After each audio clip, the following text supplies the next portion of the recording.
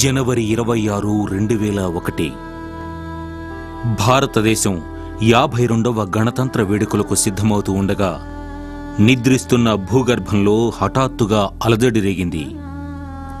గుజరాత్ రాష్ట్రాన్ని కుదిపివేస్తూ భూమండలం వికృత నృత్యం చేసి మృత్యు ఘంటికలు మ్రోగించింది. దాని పేరే భూకంపం.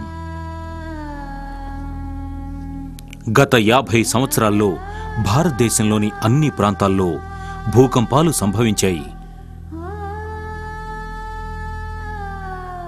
వేలాది మంది దారుణంగా చనిపోయారు. అనేకసార్లు ఘోర విపత్తుల కారణంగా దేశ ప్రజల నిత్య జీవితాలు అస్తవ్యస్తమయ్యాయి. అనేకసార్లు మానవాతీత శక్తి మానవ జాతిపై విరుచుకుపడింది.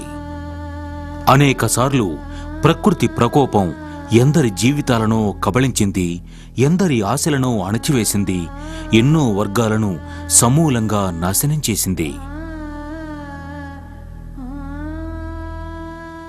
ఉత్తర కాశీ, లాతూర్, భుజ్ సమాధిరాళ్ల మీద చెక్కిన రాతల్లా ఈ పేర్లు మానవాళి స్మృతి ఫలకాలపై ముద్రించబడ్డాయి. వేలాది మందికి ఏం జరిగిందో తెలుసుకునే అవకాశం కానీ, ఏం చేసి ఉండాల్సిందో ఆలోచించుకునే అవకాశం కానీ రాలేదు. ఈ పట్టణాల్లోని దురదృష్టవంతులైన పురుషులు, స్త్రీలు, పిల్లలు ప్రకృతి ప్రకోపాగ్ని జ్వాలల్లో సమ్మిధలయ్యారు. వారి అజ్ఞానానికి వారే బలయ్యారు. వారిది ఊహించారా? ఈ హఠాత్ సంఘటన వారికి స్పందించే వ్యవధినిచ్చిందా? మనం ముందే సంసిద్ధంగా ఉండుంటే అని వారికి వారే చెప్పుకున్నారా? ఏమో తెలీదు. తమ ప్రాణాలను నిర్దాక్షిణ్యంగా హరించేందుకోసం వడలు విరిచిన భూమిని చూసిన క్షణాన వాళ్ళ ఆలోచనలు ఎలా ఉండి ఉంటాయో మనం ఊహించలేం. దాని గురించి ఆలోచించండి. వాళ్ళు గొంతు విప్పి అడగటానికి అవకాశం లేకపోయిన ప్రశ్నలను అడిగేందుకు మిగిలింది మీరు, నేను. వీటికి సమాధానాలు మన ప్రాణాల్ని కాపాడొచ్చు. భూకంపాలు ఎందుకు వస్తాయి? మనల్ని మనం ఎలా కాపాడుకోగలం? నష్టాన్ని తగ్గించేందుకు మనం ఏం చేయాలి? ఈ ప్రశ్నలకు సమాధానాలు మన భావితరాల విలువైన ప్రాణాలను కాపాడగలిగితే వీటి గురించి తెలుసుకోవటానికి కారణాలు ఇంకేం కావాలి? సుమారు 1960 మంది శాస్త్రవేత్తలు ఒక నిర్ణయానికి వచ్చారు.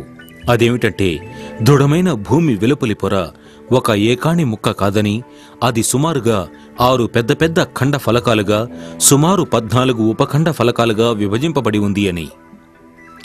2 ఫలకాల అంచుల వద్ద 3 రకాల చలనాలు సంభవించే వీలుంది.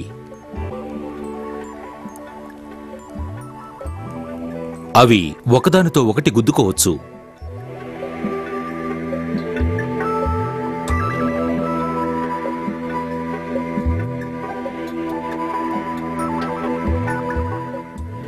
ఒకదానికొకటి రాసుకుపోతూ జరగొచ్చు.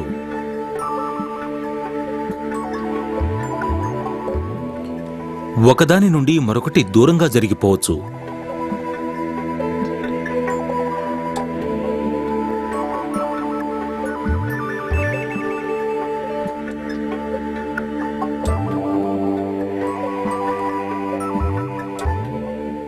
ఈ భూఫలకాల చలనాలు వాటి అంచుల వద్ద ఉన్న రాళ్లను వంచి నొక్కేస్తాయి అన్నది శాస్త్రవేత్తల విశ్వాసం. ఒక్కోసారి ఈ చర్య ఆ రాళ్ల మీద తీవ్ర ఒత్తిడిని కలిగిస్తుంది. రాళ్లకు స్థితిస్థాపక గుణం ఉండడం వల్ల అవి పగలకుండా వంగిపోతూ ఉంటాయి. ఈ ఒత్తిడి చాలా ఎక్కువగా ఉన్నప్పుడు రాతి పొరలు హఠాత్తుగా బురదలై మళ్లీ యథాపూర్వ స్థితికి రావడానికి ప్రయత్నిస్తాయి.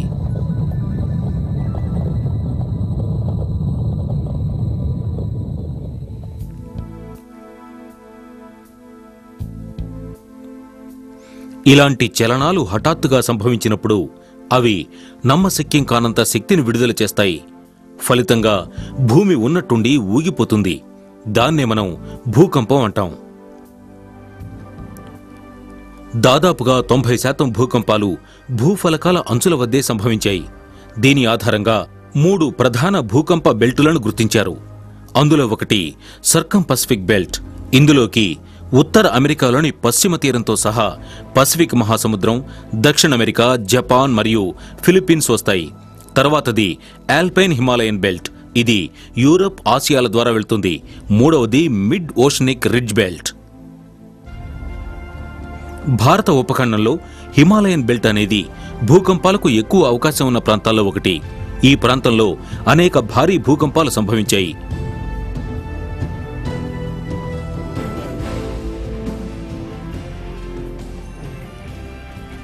భారతదేశాన్ని 5 భూకంప జోన్లు లేదా మండలాలుగా విభజించారు. జోన్ 5 అనేది ఎంతో క్రియాశీల మండలంగా గుర్తించబడింది. ఇక్కడ వచ్చే భూకంపాల విస్తృతి చాలా ఎక్కువగా ఉంటుంది. సంఘటనాత్మకంగా ఈ భూకంప జోన్ మ్యాప్ భుజ్ను జోన్ 5గా వర్గీకరించినట్లు చూపిస్తోంది.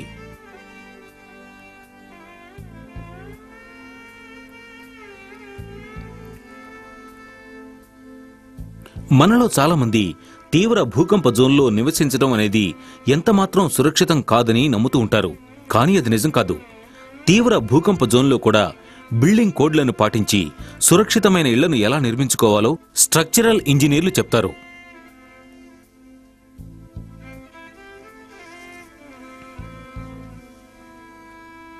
భూకంపాలనేవి ఇటుకలు, సిమెంట్ గడ్డలు, దూలాలు, బిల్డింగ్లే కాదు, వాటితో పాటు మనం విస్మరించే మరికొన్ని మాటల్ని కూడా పడేస్తాయి.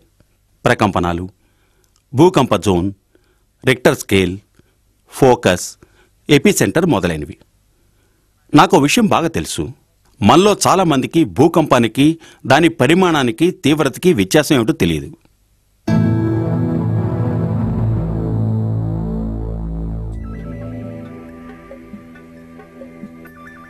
పెద్ద పెద్ద రాతి పొరలు పగిలినప్పుడు విడుదలయ్యే శక్తి భూ ప్రకంపనాలను కలిగిస్తుంది. వాయుశక్తి నీళ్లలో ఎలాగైతే అలలను సృష్టించి సముద్రంలో లేదా సరస్సుల్లో ఒకవైపు నుండి మరోవైపుకు వెళ్లేలా చేస్తాయో, అలాగే భూ ప్రకంపనాలు భూమి పొరల ద్వారా కదులుతాయి. భూమి పైపొర ద్వారా ఈ ప్రకంపనాలు ముందుకు కదిలినప్పుడు భూమి కదిలిపోతుంది. మానవ నిర్మిత భవనాలు, కట్టడాలు నేలలోని కదలికలతో పాటు కదిలి దెబ్బతినడమో, పడిపోవడమో జరుగుతుంది.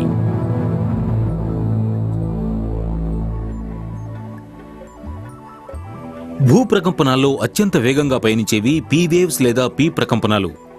రైలు ఇంజిన్ పట్టా మీది బోగిని గుద్దినప్పుడు అది ఆ పక్క బోగిని, అది మరో బోగిని గుద్ది మొత్తం రైలంతా ఎలా కదిలిపోతుందో అలా ఈ పీ ప్రకంపనాలు కూడా భవనాలను కుదిపేస్తాయి.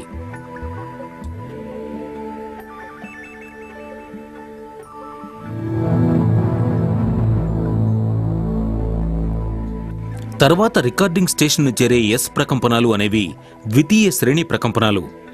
వీటినే షియర్ ప్రకంపనాలు అంటారు. ఇంతకు ముందరి వాటికన్నా నిర్మాణాలకు ఇవే ఎక్కువ నష్టం కలిగిస్తాయి. భూగర్భంలో భూ ప్రకంపనం సరిగ్గా ఎక్కడైతే పుడుతుందో ఆ ప్రదేశాన్ని హైపోసెంటర్ లేదా ఫోకస్ అంటారు.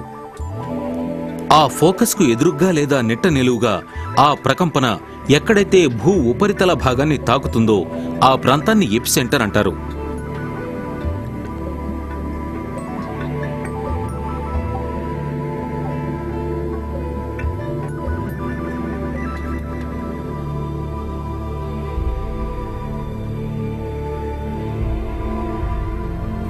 భూకంప పరిమాణానికి, తీవ్రతకి తేడా ఉంది. ఇంటెన్సిటీ లేదా తీవ్రత మానవాళి మీద, మానవ ఉత్పత్తుల మీద, భూ ఉపరితలంపై ఉండే ఇతర సదుపాయాల మీద, ఒక స్థలంలో లేదా ప్రాంతంలో ఉండే ప్రత్యక్ష ప్రభావానికి గుర్తు. విధ్వంస స్థాయిని, నష్ట తీవ్రతను, పరిమాణాన్ని ఒక నిర్దిష్ట ప్రాంతంలో ఇంటెన్సిటీ స్కేల్ మీద 1 నుండి 12 వరకు కొలుస్తారు. భూకంప తీవ్రత లేదా ఇంటెన్సిటీ అనేది ప్రాంతాన్ని బట్టి మారుతుంది. కానీ పరిమాణం లేదా మ్యాగ్నిట్యూడ్ అనేది ప్రాంతంతో పాటు మారదు.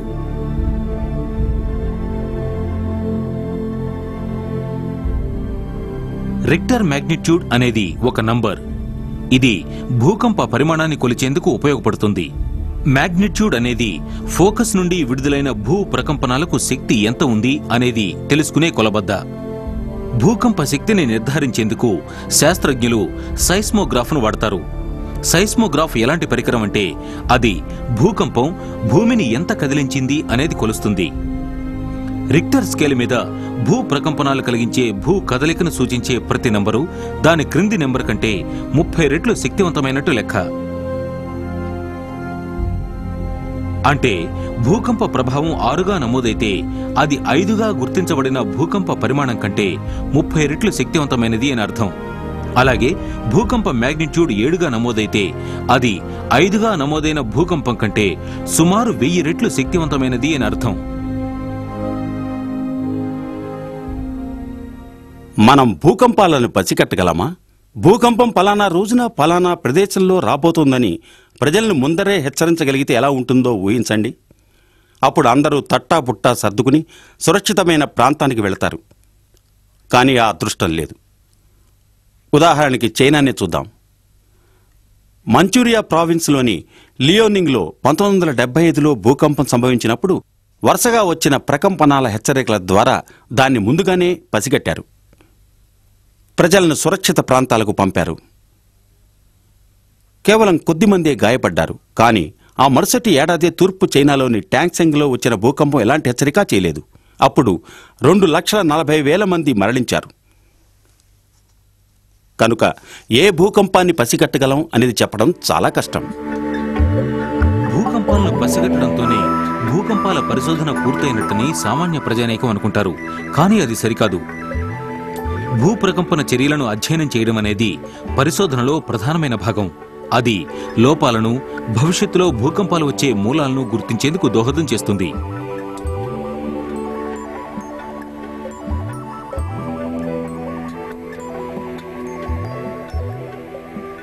ఢిల్లీలోని లోధి రోడ్లో ఉన్న ఇండియా హ్యాబిటేట్ సెంటర్లో స్ట్రాంగ్ మోషన్ సైస్మిక్ నెట్వర్క్ ఉంది. ఇందులో డిజిటల్ ట్రయాక్సియల్ స్ట్రాంగ్ మోషన్ యాక్సిలోగ్రాఫ్లు 16 ఉన్నాయి. రూర్కీకి చెందిన కేంద్రీయ భవన పరిశోధనా సంస్థ నగరంలోని వివిధ ప్రాంతాల్లో వీటిని నెలకొల్పి నిర్వహిస్తుంది. ఈ నెట్వర్క్ ఆ ప్రాంతానికి గ్రౌండ్ మోషన్ ఖచ్చితంగా ఎలా ఉందో తెలిపే డేటాబేస్ను తయారు చేస్తుంది.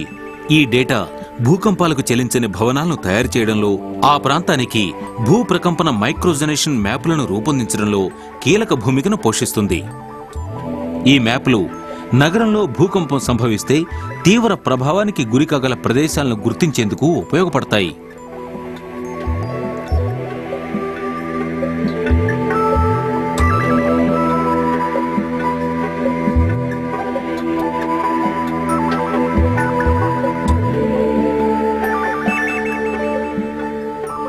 తెహ్రీ గఢ్వాల్ అందమైన కొండ ప్రాంతం. ఇది తీవ్ర భూకంప క్రియాశీల మండలం. ఇక్కడ రికార్డింగ్ స్టేషన్ ఉంది. అందులో చెమోలి, ఉత్తర కాశీలతో సహా ఇతర పరిసర ప్రాంతాల నుండి భూకంపాల డేటాను సేకరిస్తారు. డాక్టర్ అశ్విని కుమార్ ఐఐటి రూర్కీలో సైస్మాలజిస్ట్. వీరు తెహ్రీ రీజియన్లో భూ ప్రకంపనాలను రికార్డు చేసి విశ్లేషించే ప్రాజెక్టుకు అధిపతి. వీరు టెలిమెట్రీ నెట్వర్క్ ద్వారా ఈ పనులు పూర్తి చేస్తారు. ఇందులో వివిధ క్షేత్ర కేంద్రాలు సైస్మిక్ డేటాను నిరంతరం ఈ మెయిన్ స్టేషన్కు అందిస్తూ ఉంటాయి. వాటిని వీరు అధ్యయనం చేసి విశ్లేషిస్తారు.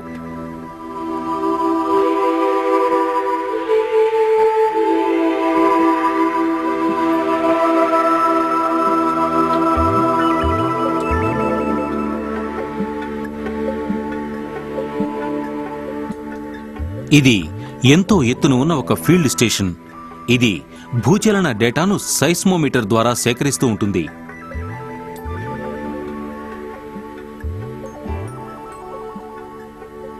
ఇది స్థానిక భూకంప పరిశోధన నెట్వర్క్లోని ఒక రిమోట్ సైస్మోలాజికల్ స్టేషన్. తెహ్రీ డ్యామ్ సైట్లోని పరిసర ప్రాంతాల్లో భూ ప్రకంపనల పర్యవేక్షణ కోసం తెహ్రీ రీజియన్లో దీన్ని ఏర్పాటు చేశారు. ప్రతి రిమోట్ సైస్మోలాజికల్ స్టేషన్లో ఒక సైస్మోమీటర్ ఉంటుంది. ఇదొక షార్ట్ పీరియడ్ సైస్మోమీటర్. ఇది భూచలనాన్ని పసిగడుతుంది. ఈ సైస్మోమీటర్లు అందించే డేటాను డిజిటల్ మాడ్యులేటర్కి పంపుతారు. డిజిటల్ మాడ్యులేటర్ నుండి అది రేడియో ట్రాన్స్మిటర్లకు, అక్కడ నుండి ట్రాన్స్మిటర్లకు వెళ్తుంది. ఈ డేటా నిరంతరం తెహ్రీ టౌన్లోని సెంట్రల్ రికార్డింగ్ స్టేషన్కు ట్రాన్స్మిట్ అవుతూ ఉంటుంది.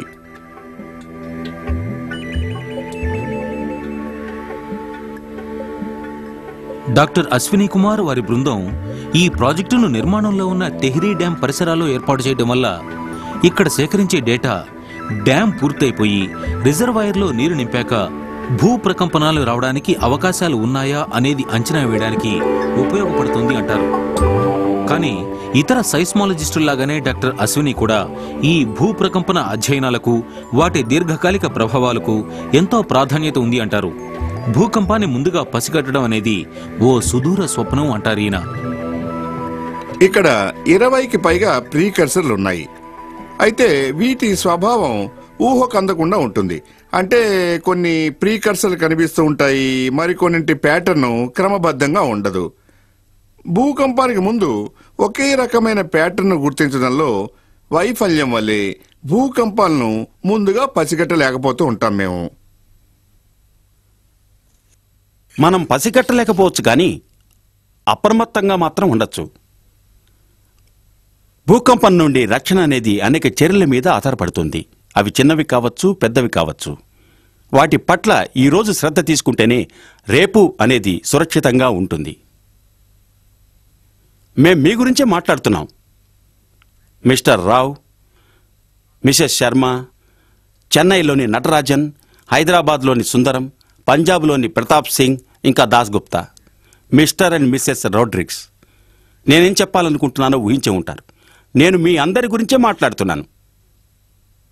వాస్తవం ఏమిటంటే భూకంపాలు ప్రాణాంతకం కాదు, భవనాలు ప్రాణాంతకం. నాసిరకం నిర్మాణం, రూపకల్పన, నిర్వహణ లోపాలు ఇవే మనల్ని చంపేది.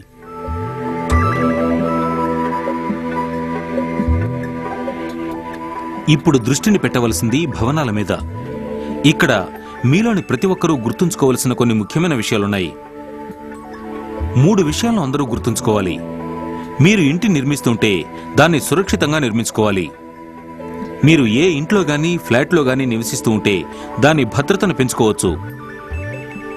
మీరు ఉండేందుకు ఇంటి కోసం చూస్తూ ఉంటే అది సురక్షితమైనదా కాదా అనేది చూడండి. ఇవన్నీ ఎలా చేయడం? ముందుగా మిస్టర్ మెహతా గారిని చూద్దాం. మెహతా తను కలగన్న ఇంటి కోసం తన ఆర్కిటెక్ట్తో, స్ట్రక్చరల్ ఇంజనీర్తో చర్చిస్తున్నాడు.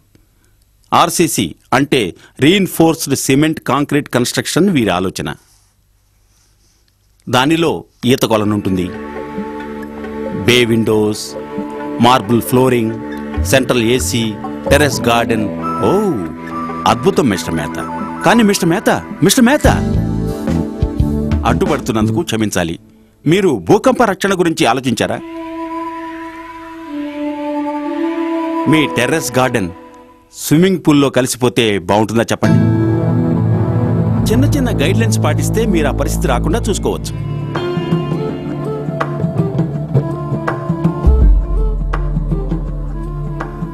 ఆర్సీసీ లేదా రీఇన్ఫోర్స్డ్ సిమెంట్ కాంక్రీట్ స్ట్రక్చర్ను బీమ్స్ మరియు కాలమ్స్తో తయారు చేస్తారు. వీటిని సిమెంట్ కాంక్రీట్తో చేస్తారు. వీటి లోపల ఇనుప చువ్వలు ఉంటాయి. ఆర్సీసీ హౌస్ ఫ్రేమ్ ఇలా కనిపిస్తుంది. ఇందులో నిటారుగా ఉన్న వాటిని కాలంలు లేదా స్తంభాలు అంటారు. అడ్డంగా ఉన్న వాటిని బీమ్లు లేదా దూలాలు అంటారు.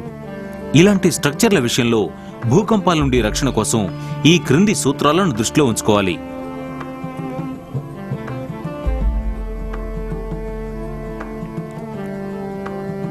కాలంలు బీమ్ల కంటే దృఢంగా ఉండాలి. అలాగే బీమ్ వెడల్పు కాలం వెడల్పు కంటే ఎక్కువ ఉండకూడదు. రీఇన్ఫోర్స్మెంట్ చాలా ఖచ్చితంగా ఉండాలి. అంటే అందులో తగినంత స్టీల్ అవసరం. దానివల్ల ఆశించిన డక్టిలిటీ సాధ్యమవుతుంది.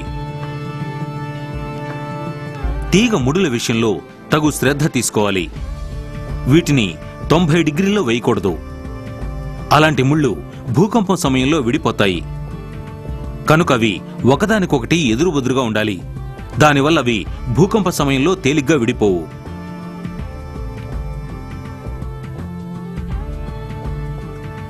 పక్కగా లేదా భిన్నంగా ఉండే ఆర్సీసీ బిల్డింగుల మధ్య కనీసం 20 మిల్లీమీటర్ల ఎడం ఉండాలి. ఏకరీతిగా లేని లేదా ఎసిమెట్రిక్ బిల్డింగ్లు టార్షన్కు గురవుతాయి.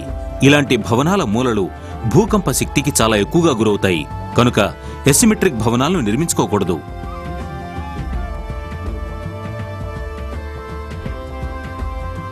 భూకంపాలను తట్టుకునే ఇళ్లను ఆర్సీసీతోనే నిర్మించడం అనేది తప్పనిసరి కాదు. వాటిని అన్ని రకాల సామగ్రితో, అంటే సాంప్రదాయ సామగ్రితో కూడా నిర్మించుకోవచ్చు. ఉదాహరణకి బరువును భరించే గోడలతో ఉండే ఇటుక, రాయి ఇళ్లనే చూద్దాం. చాలామంది గ్రామీణులు ఈ రకమైన ఇళ్లలోనే నివసిస్తూ ఉంటారు.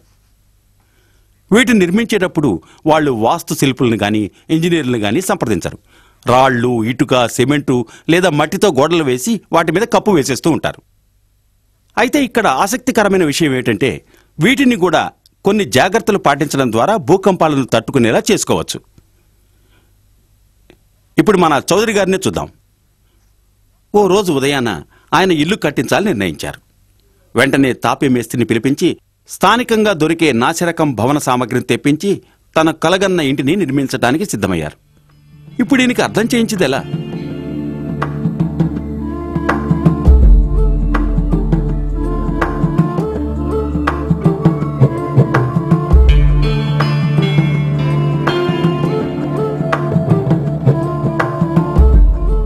ఏరే మేస్త్రి, నువ్వు వారంలోగా ఇంటిని పూర్తి చేస్తావని అనిపించడం లేదయ్యా. చెప్తున్నాను కదండి చౌదరి గారు, దిగులు పడమాకండి. వారంలోగా మీ ఇంటిని పూర్తి చేసే బాధ్యత నాదే. అలాగా? వచ్చే వారమే నా గృహప్రవేశం. ఈలోగా ఇల్లు తయారు కావాలి. ఇంకా దీనికి కప్పు పడలేదు, సిమెంట్ పూత అవ్వలేదు. వచ్చే వారం కల్లా ఇస్తానని ఎలా చెప్తున్నావు? అబ్బా, చెప్తున్నాను కదండి చౌదరి గారు, వచ్చే వారానికి ఖాయంగా ఇచ్చేస్తాను. ఏమో వీరయ్య మేస్త్రి, ఇది నీ బాధ్యత. వచ్చే వారానికల్లా ఇల్లు తయారుగా ఉండాలి, అంతే. ఖాయంగా ఇస్తానండి చౌదరి గారు. సరే వీరయ్య, కొంత అయితే అయింది, అవుతుందిలే. చౌదరి గారు, ఇల్లు కట్టిస్తున్నారా? అవునండి, ఇల్లే కట్టిస్తున్నాను. ఇదిగో వీరయ్య మేస్త్రి, ఈయన చేతిలో పెట్టాను. వీరయ్య మేస్త్రి, వచ్చే వారానికల్లా నాకు ఇల్లు తయారుగా ఉండాలి, ఎలాగైనా సరే. చౌదరి గారు, ఎలాగైనా సరేనా? గట్టిదనం గురించి ఆలోచించరా? గట్టితనమా? గులకుంది, సిమెంట్ ఉంది, ఇటుక ఉంది, పనోళ్ళు ఉన్నారు. ఇంకేం గట్టితనం కావాలా? చౌదరి గారు, నెడితే పడనంత గట్టిదనం ఉండొచ్చు, కానీ భూకంపం వస్తే పరిస్థితి ఏంటి అని. భూకంపమా? భూకంపమే. భూకంపం చెప్పి రాదండి. భూకంపాలకి స్పెషల్ గట్టితనం కావాలా ఏమిటి? ఖచ్చితంగా స్పెషల్ గట్టిదనమే కావాలి. అది ఎలాగో చెప్పనా? చెప్పవయ్యా, చెప్పు, వింటాం. కూర్చో వీరయ్య, ఏందయ్యా ఆ స్పెషల్ గట్టితనం?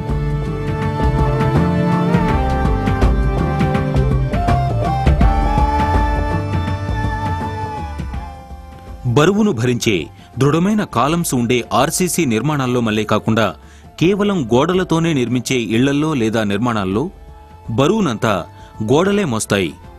ఇలాంటి నిర్మాణాలు గ్రామీణ, పట్టణ, శివారు ప్రాంతాల్లో ఎక్కువగా కనిపిస్తాయి. ఈ నిర్మాణాలను తాపీ కట్టడాలు అంటారు. కొన్ని మార్గదర్శకాలను అనుసరించడం ద్వారా వీటిని భూకంపాలను తట్టుకునేలా నిర్మించగలం.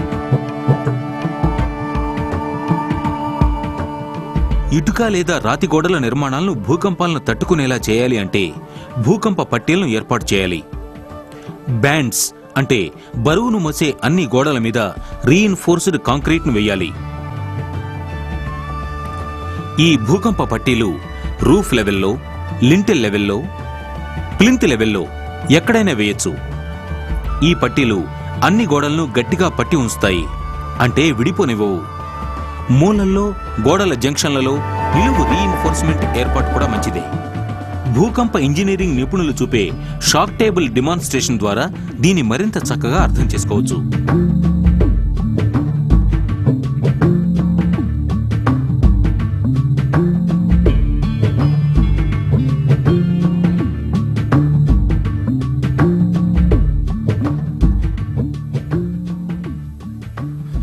భూకంప పట్టీలు మరియు భూకంపాన్ని తట్టుకునే ఎలిమెంట్లు ఉన్న ఈ బిల్డింగ్ కు పెద్ద షాక్ ఇచ్చినప్పటికీ ఇది దెబ్బతింది తప్ప కూలిపోలేదు.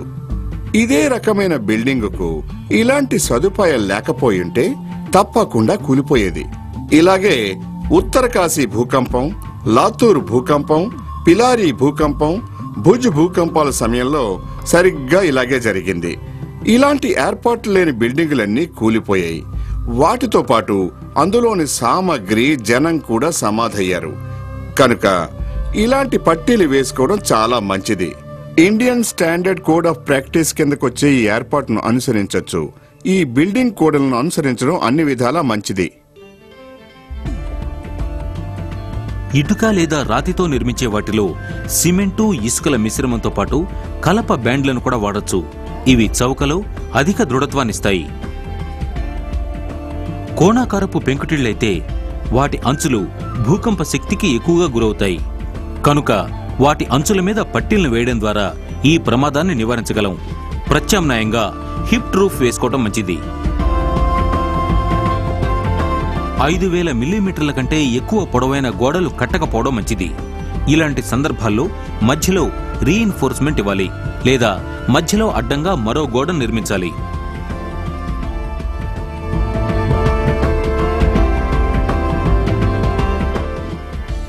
రాళ్ల ముక్కలు, ఇటుక ముక్కలతో నిర్మించే గోడల్లో మూలల వద్ద చీలికను నివారించేందుకు 2 వైపులను కలిపే పెద్ద రాళ్లను తగిన సంఖ్యలో వాడాలి. కిటికీలు, ద్వారాలు, వెంటిలేటర్ల వంటివి గోడలను బలహీనపరుస్తాయి. కనుక వీలైనంత వరకు ఈ ఓపెనింగ్లు సాధ్యమైనంత చిన్నవిగా ఉండాలి. వీటిని మూలలకు ఒకదానికొకటి దూరంగా ఉండేలా చూడడం మంచిది.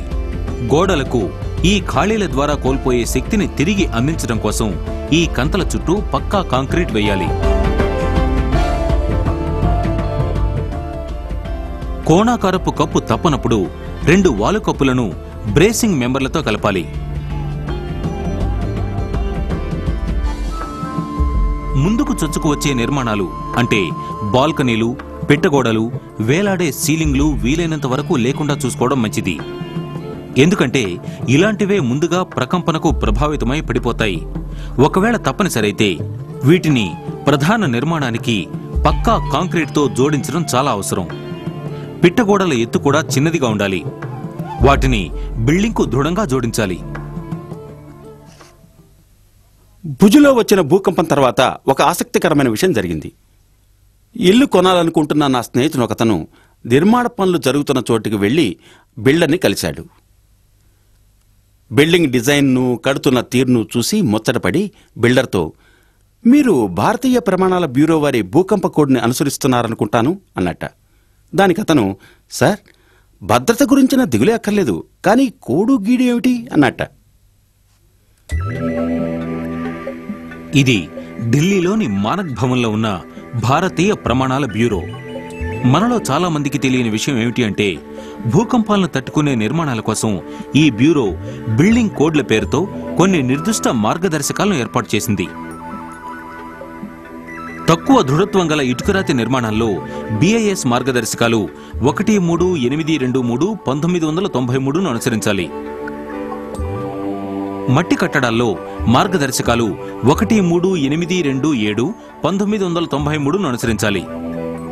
అనేక అంతస్తులు ఉండే నిర్మాణాల్లో BIS కోడ్ నంబర్లు 456 1893 మరియు 4326 13920లను పాటించాలి.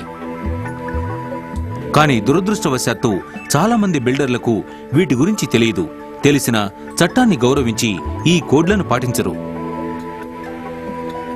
మరి మనం ఏం చేస్తాం?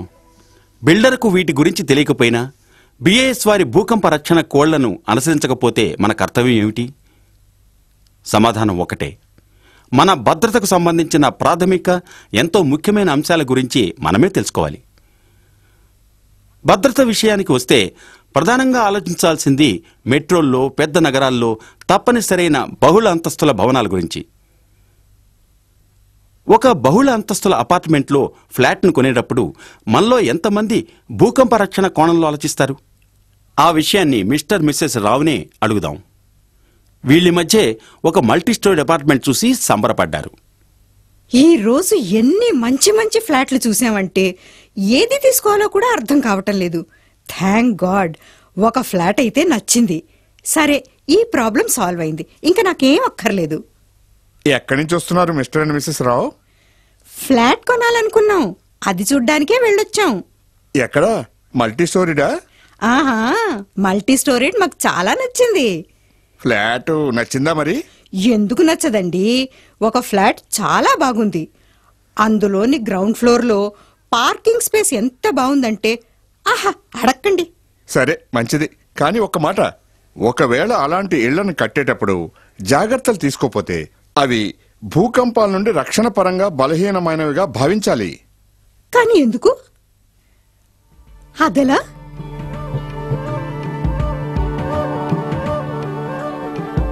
బహుళ అంతస్తుల బిల్డింగ్లను సాధారణంగా ఆర్సీసీతో నిర్మిస్తారు. ఆర్సీసీ నిర్మాణాల్లో పాటించవలసిన జాగ్రత్తలన్నింటినీ వీటి విషయంలో కూడా పాటించాలి. అయితే ఆకాశ హర్మ్యాల విషయంలో శ్రద్ధ వహించవలసిన ముఖ్యమైన అంశాలు మరికొన్ని ఉన్నాయి. బిల్డింగ్ బరువును తట్టుకోవడానికి దృఢమైన పిల్లర్లు తగినన్ని ఉండాలి. ఈ పిల్లర్లన్నీ ఒకదానితో ఒకటి బీములతో బంధించబడి ఉండాలి. అప్పుడే ఆ బిల్డింగ్ అంతా ఒక రాయిలా ఉంటుంది. కప్పు క్రింది భాగం కదిలితే అది చాలా ప్రమాదకరం. బిల్డింగ్ల మొదటి అంతస్తు సాఫ్ట్గా లేకుండా చూడాలి. గ్రౌండ్ ఫ్లోర్లో పార్కింగ్ స్థలాలు ఉండే వాటిని సాఫ్ట్ ఫస్ట్ స్టోరీ బిల్డింగ్లు అంటారు. సాఫ్ట్ స్టోరీలు భూకంపాలకు ఎక్కువగా ప్రభావితమవుతాయి. అలాంటి వాటికి డక్టిలిటీ ఎక్కువ ఉండాలి. గ్రౌండ్ స్టోరీ గట్టిదనం దానిపైన ఉన్న అంతస్తుల గట్టిదనంతో సమానంగా ఉండడం కోసం పెద్ద పెద్ద పిల్లర్లను, బీమ్లను, షీర్ వాల్స్ను వాడాలి.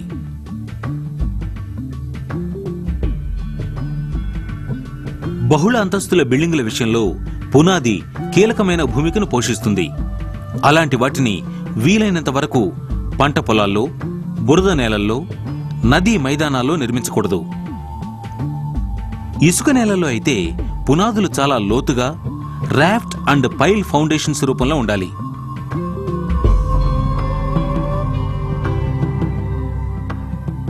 ఇప్పుడు ఈ విషయాన్ని ఒకే రకంగా ఉన్న ఈ 3 గృహ నిర్మాణ నమూనాల ద్వారా చూద్దాం. కానీ ఈ మూడింటి పునాదులు వేర్వేరుగా ఉన్నాయి.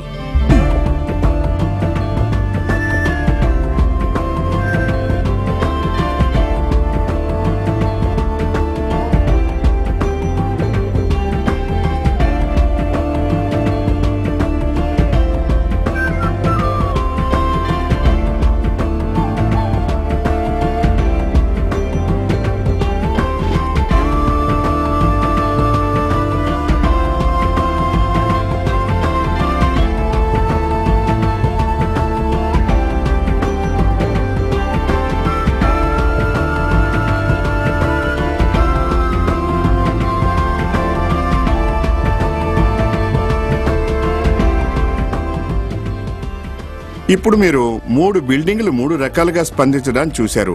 వీటి ఫౌండేషన్ సిస్టమ్ కూడా వేరుగానే ఉంది. అంటే strip footing, raft foundation, pile foundation. Strip footing foundation ఉన్న బిల్డింగు కుంగింది, వంగింది. ఇది బాగానే పనిచేసింది. ఇదంతా రాఫ్టెడ్, ఇది మూసేయబడింది. ఇది కొద్దిగా కుంగింది, కానీ అంతగా కాదు. అయితే ఈ పైల్ ఫౌండేషన్ చాలా బాగా పనిచేసింది. ఇది బిల్డింగ్ ను కుంగనివ్వలేదు, వంగనివ్వలేదు. కనుక ఇలాంటి పరిస్థితుల్లో ఇది ఉత్తమ ఫౌండేషన్. ఎందుకంటే ఇలాంటి నేలల్లో నీటి శాతం ఎక్కువగా ఉంటుంది. ఒకవేళ భూకంపం సంభవిస్తే నేలంతా కదిలి దగ్గరగా వస్తుంది. ఫలితంగా నీరంతా పైకి నెట్టబడుతుంది. దీన్నే లిక్విఫాక్షన్ ఆఫ్ సాయిల్ అంటాం. ఇది బలహీనమైన పునాది ఉన్న భవంతులను వంగేలా లేదా కుంగేలా చేస్తుంది. స్థల ఎంపిక. భూ సాంకేతిక సర్వే లేదా నేల శోధన అనేది చేశాక స్థలాన్ని ఎంచుకోవాలి. దానివల్ల బలహీనమైన నేలను గుర్తించగలుగుతాం. భూకంపాల గురించి మాట్లాడుతుంటే నాకు మరో విషయం గుర్తుకొస్తోంది. కొద్ది సంవత్సరాల ముందు జరిగిన భూజ్య విషాదం మన మనసుల్లో తాజాగా ఉంది. ఓ రోజు మా పొరుగింటి దాస్ గుప్తా గారు పరుగు పరుగున వచ్చి కంగారుగా, నజీర్భాయ్, అప్పుడు లాతూర్లో జరిగింది, ఇప్పుడు భుజ్లో అయింది, రేపు మన ముంబైలో కూడా అయితే మనం ఎక్కడికి పోతాం? పైగా మన బిల్డింగ్ భూకంపాన్ని తట్టుకోగలదో లేదో కూడా మనకి తెలియదు కదా అన్నారు. ముందు అతని భయాన్ని నవ్వుతూ కొట్టిపారాలనుకున్నాను. కానీ తర్వాత ఆలోచించి ఓ స్ట్రక్చరల్ ఇంజనీర్ని సంప్రదించాను. ఆయన బిల్డింగ్కు డోకా లేదని, భూకంపాన్ని తట్టుకోగలదని చెప్పారు. అయినా నేను అక్కడి నుంచి కదలలేదు. ఆయన జవాబు నో అయితే ఏమిటా అనిపించింది. నా అనుమానం వ్యక్తం చేశాను. అప్పుడు ఆయన, మీ ఇల్లు భూకంపాన్ని తట్టుకునేలా నిర్మించి ఉండకపోయినా కంగారు పడక్కర్లేదు, చిన్న చౌకైన అనుకూలమైన టెక్నిక్లతో దాన్ని ఇప్పుడు కూడా భూకంపాన్ని తట్టుకునేలా చేసుకోవచ్చు అన్నారు. కనుక కంగారు పడకండి, సరైన జాగ్రత్తలు తీసుకుంటే చాలు. కట్టుబడి పూర్తయిన ఇంటిని కూడా భూకంపాన్ని తట్టుకునేలా చేయడానికి మార్గాలున్నాయి. అవసరమైన సలహాను ఏ స్ట్రక్చరల్ ఇంజనీర్ అయినా ఇవ్వగలరు. ఇటుకరాతి కట్టడాలకు రెట్రోఫిట్టింగ్ చేయడం దానికో మార్గం. అదెలాగంటే గోడల గట్టిదనాన్ని సిమెంట్ ద్వారా గానీ ఎపాక్సీ గ్రౌటింగ్ ద్వారా గానీ మెరుగుపరచండి. రాతి గోడలైతే గోడల్లో రెండు వైపులను కలిపే లేదా పొడవాటి రాళ్లను, ఇనుప రాడ్లను వాడండి. గోడలకు తీగ జాలిని అతికించి ప్లాస్టర్ చేయించండి. దీన్ని మరింత మెరుగ్గా అర్థం చేసుకోవడం కోసం గుజరాత్లోని రాధన్పూర్ గ్రామానికి వెళదాం. ఇక్కడ ఇరుగు పొరుగు గ్రామాల, పట్టణాల ప్రజలు రాళ్ల ముక్కలు, ఇటుక ముక్కలతో నిర్మించే ఇళ్లకు రెట్రోఫిట్టింగ్ ఎలా చేస్తారో చూడడం కోసం వచ్చారు.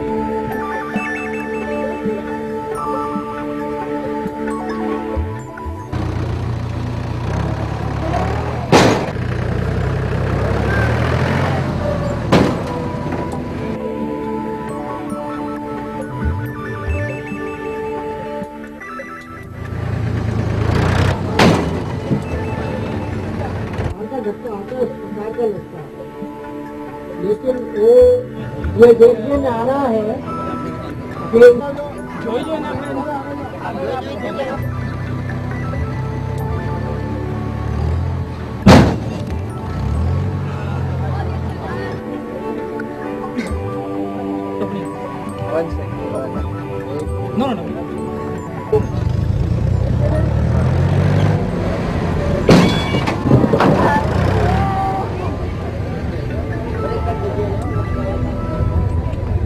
ఈ నమూనా సాంప్రదాయ పద్ధతిలో నిర్మించబడింది కనుక దీన్ని నిర్మించేందుకు సాంప్రదాయ తాపీ పనివారు, వడ్రంగులు నియమింపబడ్డారు.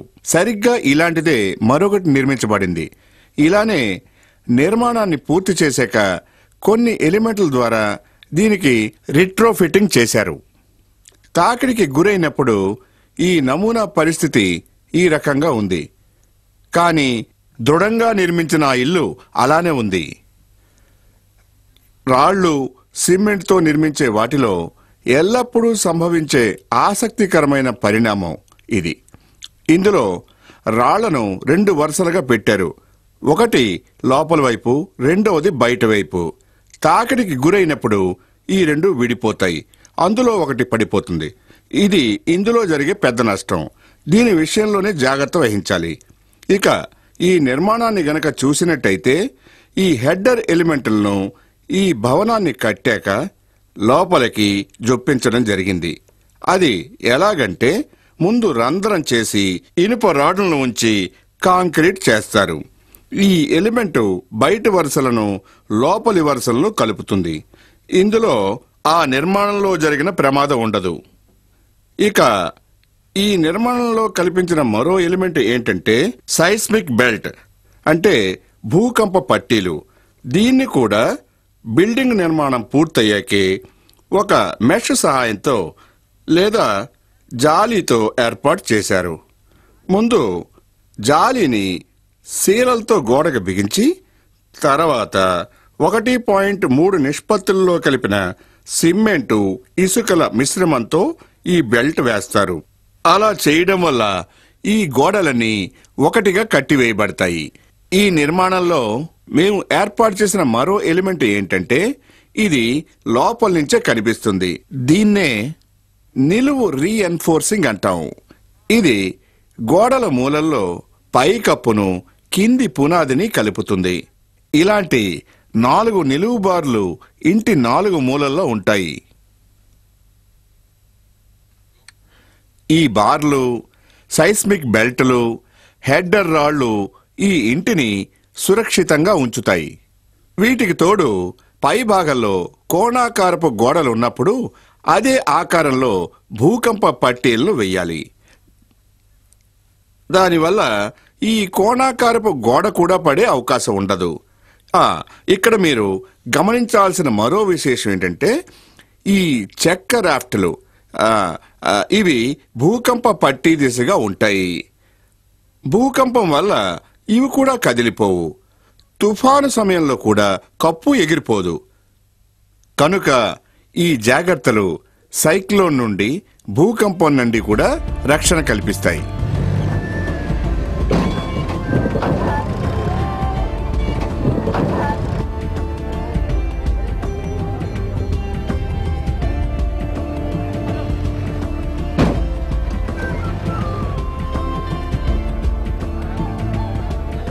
ఆర్సీసీ బిల్డింగుల్లో రెట్రోఫిట్టింగ్ కోసం ఈ మార్గదర్శకాలను పాటించాలి. బిల్డింగ్ ఎంత బలహీనంగా ఉందో తెలుసుకునేందుకు యథార్థ స్థితి పరీక్షల అవసరాలకు క్షుణ్ణమైన డైనామిక్ అనాలిసిస్ కొరకు నిపుణుల ద్వారా తనిఖీ చేయించాలి. యథార్థ స్థితిలో కాంక్రీట్ గట్టిదనం ఆధారంగా జరిపే క్షుణ్ణమైన డైనామిక్ అనాలిసిస్ వల్ల బలహీనమైన మెంబర్లను గుర్తించగలం. బలహీనమైన మెంబర్లను ఇంతకుముందు చెప్పినట్టుగా గట్టిపరచాలి. దూలాల, స్తంభాల గట్టిదనాన్ని అధికం చేయడం కోసం అదనపు స్టీల్ను పెట్టి అదనపు కాంక్రీట్తో మూసేయాలి. డక్టిలిటీని మెరుగుపరచడం కోసం స్తంభాలకు, బీమ్లకు స్టీల్ జాకెట్లను వాడాల్సి ఉంటుంది. స్టిల్ట్లతో ఉండే బిల్డింగులైతే సాఫ్ట్ స్టోరీ ఎఫెక్టును తగ్గించడం కోసం స్తంభాల, దూలాల సైజును పెంచాలి. గ్రౌండ్ స్టోరీకి కొన్ని ఆర్సీసీ గోడలను జోడించండి. అది కూడా పార్కింగ్గా ఆ స్థలాన్ని వాడుకోవడానికి అడ్డంకి లేకుండా. స్తంభాలకు మధ్య స్టీల్ బ్రేసింగ్స్ కూడా చాలా లాభదాయకం. ఇప్పటి వరకు మేము మీకు భూకంపాల గురించి, అవి సంభవించే తీరు గురించి చెప్పాం. అలాగే బిల్డింగుల నిర్మాణంలో, ప్రాంతంలో, డిజైన్లో భూకంప రక్షణ గురించి కూడా చెప్పాం. అయినప్పటికీ భూకంపాలు రాక మానవు. కనుక భూకంపాలు విడుదల చేసే మరికొన్ని శక్తుల గురించి తెలుసుకోవాలి. అలాగే అవి బిల్డింగులను, గృహాలను, మనుషులను ఎలా నష్టపరుస్తాయన్న విషయాల గురించి కూడా తెలుసుకోవాలి. అలాగే రక్షణ పొందే మార్గాలు కూడా. భూకంపం ద్వారా విడుదలయ్యే రెండు భయంకరమైన శక్తులు అజ్ఞానం మరియు భయం. భూకంపం వల్ల కన్నా ఈ శక్తుల కారణంగానే ఎక్కువ మంది గాయపడతారు లేదా చనిపోతారు. భూకంపం వచ్చినప్పుడు మీరేం చేయాలో గుర్తుంచుకోండి. అలాగే మీరు ఏం చేయాలన్నది ఎంత ముఖ్యమో ఏం చేయకూడదు అనేది కూడా అంతే ముఖ్యం. భూకంపం సంభవించినప్పుడు ఎవరైనా ఈ జాగ్రత్తలు పాటించాలి. మంచం క్రింద లేదా టేబుల్ క్రింద దాక్కోండి. అది సాధ్యం కాకపోతే మూలల్లోనో, దర్వాజా మీది కాంక్రీట్ కింద నిలబడండి. మీరు ఒంటంతస్తు భవనంలో ఉంటే వెంటనే బయటకు వెళ్ళండి. అదే బహుళ అంతస్తుల భవనం అయితే మెట్ల దగ్గరకు పరిగెత్తకండి. బయట చిక్కుబడి ఉంటే ఈ జాగ్రత్తలను పాటించడం అవసరం. ఖాళీ ప్రదేశంలోకి వెళ్ళిపోండి. ఇప్పుడు భూకంపం సమయంలో ప్రకంపనాలు ఆగిపోయా కూడా మనం ఏం చేయకూడదో గమనిద్దాం. అగ్గిపుల్ల గీయకండి. లైటర్లు, క్యాంప్ స్టవ్లు, ఎలక్ట్రిక్ పరికరాలు వాడకండి. గ్యాస్ లీక్ కాకుండా చూడండి. కిచెన్లో స్టవ్ను వెలిగించకండి. మెడికల్ లేదా అగ్నిమాపక దళం కోసం తప్ప ఫోన్ వాడకండి. ఇంటి వైరింగ్ వల్ల ప్రమాదం ఉంది అనిపిస్తే కంట్రోల్ బాక్స్ వద్ద కరెంట్ ఆపేయండి. పగిలిన గ్లాసుల సమీపంలోని పాత్రల్లో ఉండే పదార్థాలను తినకండి, తాకండి. పుకార్లతో ప్రజలను భయభ్రాంతులకు గురిచేయకండి. మీరు గాయపడకపోతే ప్రమాదంలో ఉన్నవారిని విస్మరించి వెళ్లిపోకండి. భూకంపం ఆగిపోయాక బయట సమావేశమై ఇరుగు పొరుగు వారంతా ఉందీ లేంది లెక్క చూసుకోండి. భూకంపాల వంటి విపత్తులు సంభవించినప్పుడు సంసిద్ధంగా ఉండేందుకు కొన్ని మార్గాలున్నాయి. ఒక టార్చ్, ఒక హెల్మెట్ లేదా గట్టి టోపీ, షూ, బ్యాటరీతో నడిచే రేడియో, కొత్త బ్యాటరీలు, 3 రోజులకు సరిపడా నీరు, 12 రోజులకు సరిపడా ఆహారం. భూకంపం నుండి రక్షణ పొందడానికి ఇంట్లో కనీసం ఉండాల్సిన వస్తువులివి.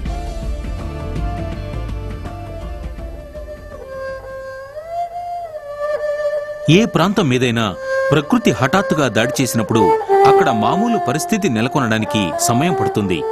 అయితే సాంకేతిక పరిజ్ఞానం ఈ రోజున పునర్నిర్మాణం, పునరావాసాలను ఎంతో ప్రభావవంతం, సులభతరం చేసింది.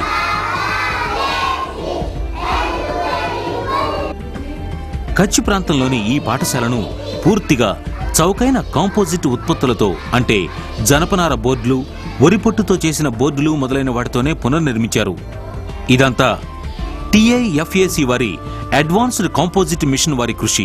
TIFAC అంటే technology information forecasting and assessment council.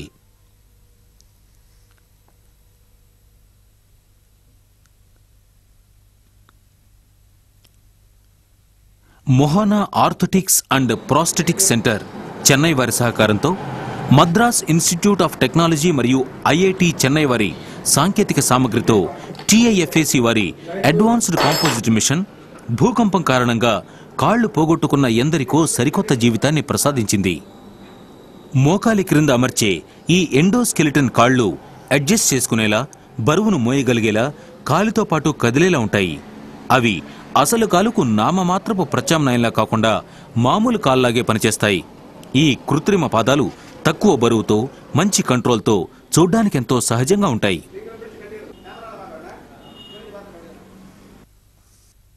భూకంప ప్రభావిత ప్రాంతంలో మొదటిగా దెబ్బతినేది టెలికమ్యూనికేషన్స్ వ్యవస్థ. అలాంటి స్థితిలో మరే మార్గం లేనప్పుడు ముఖ్యంగా దూర ప్రాంతాల్లో ఒక చిన్న గ్యాడ్జెట్ తరచూ అక్కరకొస్తుంది. దాన్నే హ్యామ్ రేడియో అంటారు. ఇవి గుజరాత్ భూకంప సమయంలో ముఖ్యమైన సమాచారాన్ని చేరవేయడంలో ఎంతో కీలక భూమికని పోషించాయి.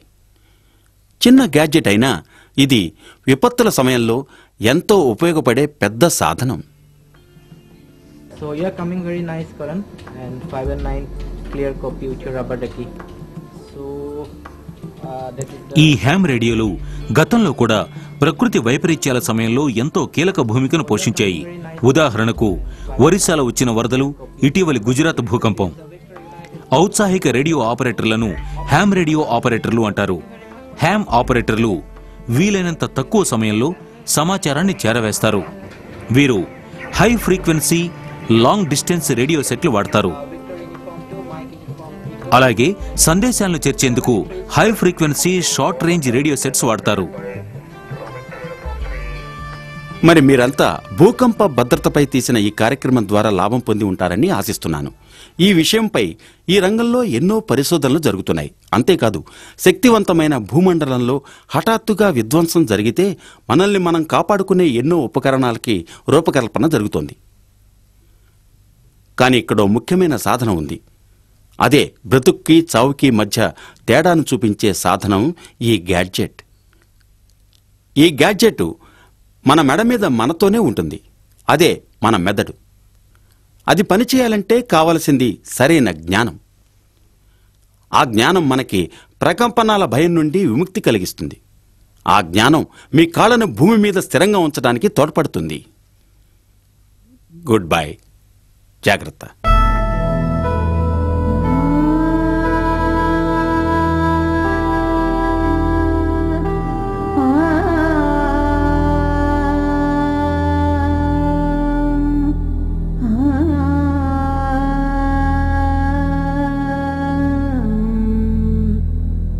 Ah